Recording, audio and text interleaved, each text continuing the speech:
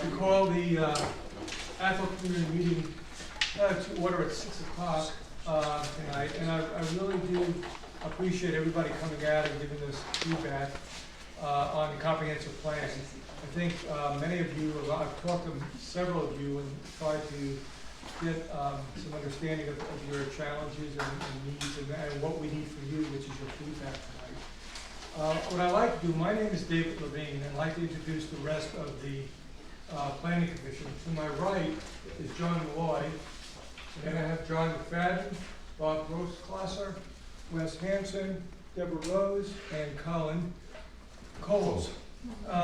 And standing up is David Callahan, who is the Director of Community Development. Tonight, our purpose really is to listen. We're here to hear your comments and your feedback on the comprehensive plan. Everyone, I hope, has a copy of it.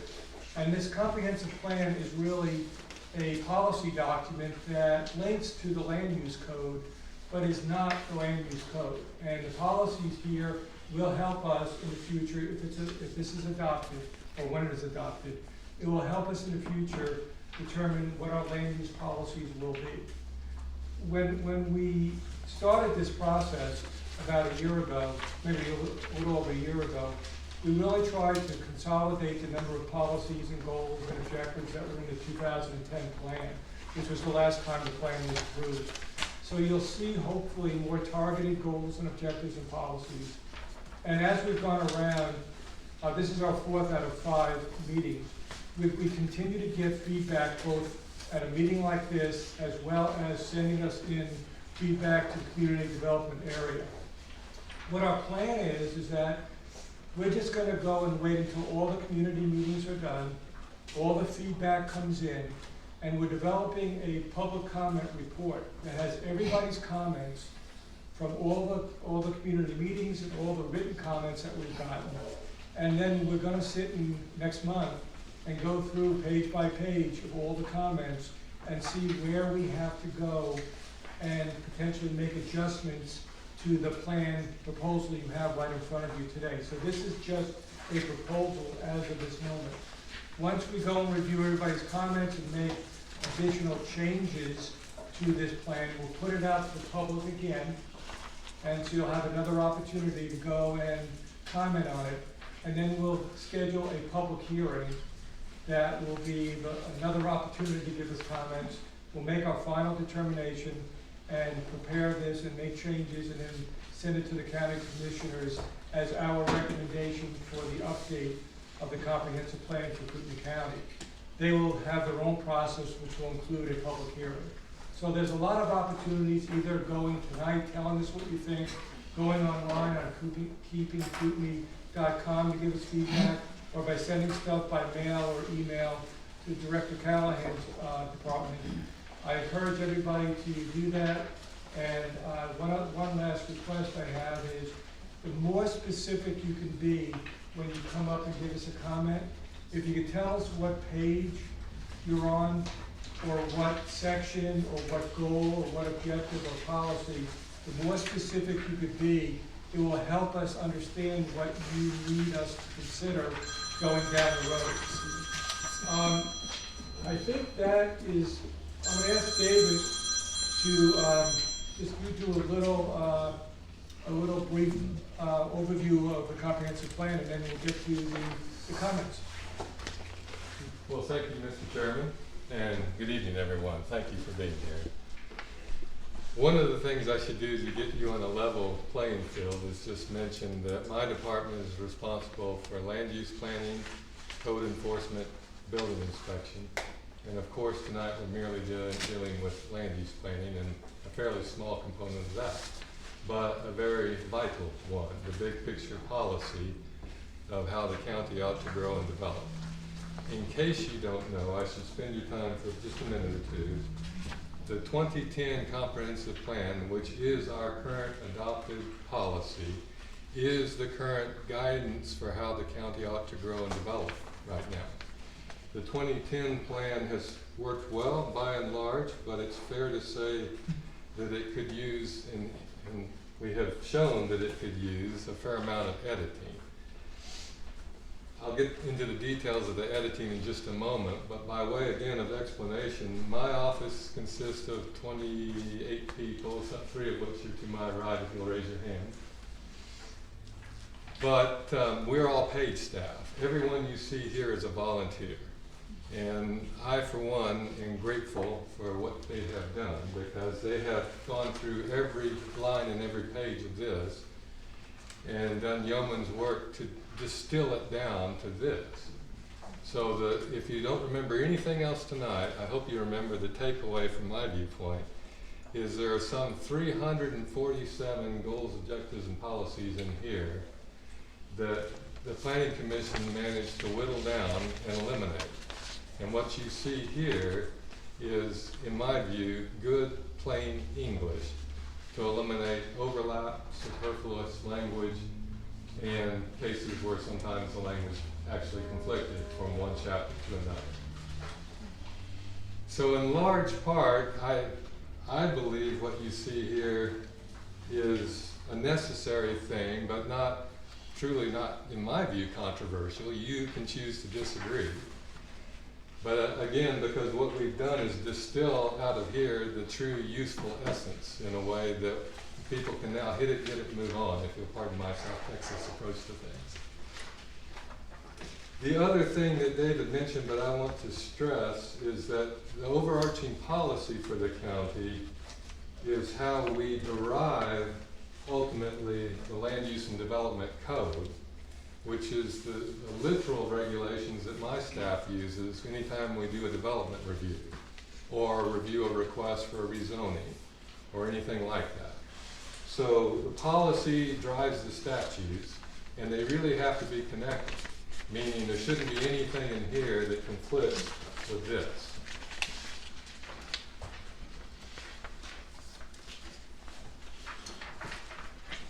The 2 or 3 other things I should mention before we open it up for dialogue is that by and large, this is a distillation, but there are a few places where the Planning Commission thought we ought to be a little more bold, and so you'll see some beefed up areas on property rights. You'll see some statements about more clarity on what the land use regulations ought to do for agriculture and timber production, so in terms of safeguarding and allowing it to happen and that sort of thing. And then there's also, in my view, a very useful pivotal statement about we need to get from you all, the community I mean, what really should we consider being the rural character of Kootenai County? That's a hard one to define because all of your views are a little bit different. But it would be useful ultimately to synopsize a community-wide view of what it means to be rural in Kootenai County, because so much of our policy hangs on the concept of rural preservation, if you will. And that means different things to different people. The only other thing I can think to mention, unless you want me to dwell on something else, David, is that we have already started compiling all of the comments we've received in the previous meetings, and here they are. And as David said, the Plan Commission will be going through this line by line on every page to discuss how much of this needs to be written into this and revising this. So the comments so far have all been captured. We'll continue to do so. You can, I did remember one other useful thing. If you don't feel like talking tonight, you certainly don't have to. You can go online at the web page you see down here. You'll see this again in its entirety, and you can actually fill out the form, the companion form, online, send it in, you're done. So that's the quick and easy way if you'd like to approach it that way. Yes, ma'am. You might mention that it's under the heading of contacts on your website. This part? No, the comment portion. Oh, okay. That's where you have to go to find it. Yeah, you do have to mouse around a little bit and drill down and see the button to push. But yeah, and that's true for everything on our webpage. You actually have to scroll through it, but there are pretty plain sight buttons to push to find things. And if you get stuck, you can always call my staff or me, and we can walk you through it online while you're staring at your computer. On the Keeping Kootenai website, it actually is under participate. So the county website is one way of getting a comment, but Keeping Kootenai is on the top bar. You'll see, it says participate, you click on that, and a form will come up, that form Thank will you come up. for differentiating. I didn't catch that you were Yeah, talking there's about two two different different ways, webpages. and that's a good Yes. clarification though, because when I say the county website, I was meaning Keeping Kootenai. Kootenai versus Unity Belton. Which we've actually set up our own webpage for the very purpose of making it easier. So you might try just going on and see if it's easier, and then tell me. Okay. All right, anything else? I think that's it. Well, thank you again for being here. Well, if you come up by, if you want to speak, it'd be useful to be by the microphone. Yeah, Or Sandy, would you raise your hand? You see the microphone here? And when you do come up after your talk, if you would sign our sheet so then I can make sure I get a correct spelling of your name when I answer. and the reason that we really would like you to come up here is we want to capture the comments correctly, and it's important that we do that. So by coming there, she's recording this, and we'll be able to make sure that when we put it in that report that David showed, that we'll actually have it. And so I think that, unless anybody has any questions, we could start with someone who would like to, want to come up and speak. Just give us your name, please. Ron Dayton, live at 281 North Ramsey Road, Athol, Idaho, 40-year resident. I had one question for David.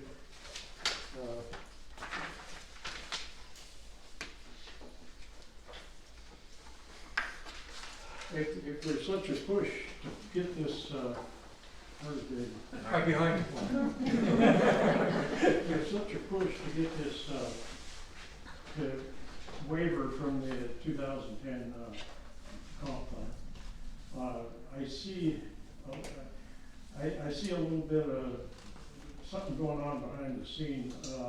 Mainly, is this to appease some of these developers that have been trying to infiltrate the county with multiple housing changes in the zoning and very, you all remember Mark Construction and some of the others that tried to change our lifestyle and our, so I just, I got a funny feeling about this. There's such a movement to get this done, and it's not this time, it's happened year after year. So it's something that people need to be aware of, and don't take all of this stuff to heart, because you gotta read between the lines. There's more going on in the county than you could realize. Mr. Chairman, would you like me to answer that? Yeah, and then I can, I was asking David if he wanted me to yeah, answer. you can start if I want to add something, or anybody wants to add something. I'll see if I can answer in the reverse of the way you presented. Yes, it's important to be informed. That's why you're here. I'm grateful for you being here. No, there's nothing. There's no subterfuge, and there's nothing between the lines. I think if you will take the time to read what's in here, there is nothing that, in my view, is developer friendly any more than what the current code is. It really distills out what's in our current, I said code, I mean our comp plan. What's in our comp plan in a plain English way. Yeah, I understand. But what I'm getting at is that unless there's some massive change coming about in this new plan, I have to question, because otherwise why would there be such a movement? Well, David, can I just add Of course. something to it? I think it may be helpful to talk about the comprehensive plan in general. In general. Is that this comprehensive plan was approved in 2010. The work on this plan started probably in 2007, maybe a little earlier, okay, 2006. Good planning has that comprehensive plan should be revisited. Pick a date, 5 years from the time it's written, 10 years. Matter of fact, one of the questions that we have is how often should it be done? The current, David also indicated that the comp plan and the land use code need to be consistent. What the policies and goals and objectives are in the comp plan have to support the land use code that we have.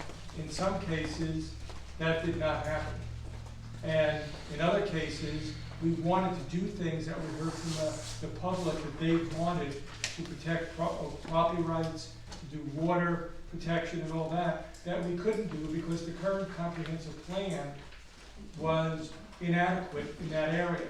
So they're really, the genesis of this is the fact that this document is 9 years old.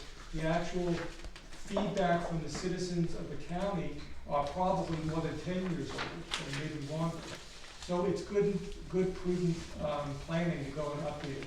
So did something spur this, Yeah. this movement now? Yeah, Because of like, you know, we fought the Riddle Ranch, we fought Right. Mark, we fought all these developers. Is there something in the works that somebody's no, it, wanting to change it because of development? no, it has, Okay, I just wondered. yeah, no, this actually was something that needed to be done. Yeah. The planning commission has attempted to start this project several times over the last couple of years, but due to other priorities and other changes and county commissioners, we were not given the go-ahead to go do it. So this is really trying to do exactly the opposite of it's being generated by us for you as the public, and we're trying to make this more representative of the views. And when you read it, you'll see, as David indicated, that you'll see if you compare 2010 versus now, you'll see much more on property rights. You'll see a lot more about rural character and protecting rural character. You'll see a lot about natural resources. So our intent was trying to bring it up to date. And honestly, when this gets approved, we hope that we'll be updating it more frequently than every 10 years. Because again, it's just good planning. If I may tag on to that, some of what you mentioned, Ron, was that this has been done recently before. There hasn't been any updates to the comp plan since I've been here, and I've been here 5.5 years. There's been attempts. No, sir, there haven't been, we haven't actually unloaded and done what we've done here. What you may be remembering was the ULUC and other code amendments, which are really, again, different. That's why I was showing up front the difference between the comp plan and the code. We're drilling down only on the comprehensive plan at the moment, which is the policy document for the county.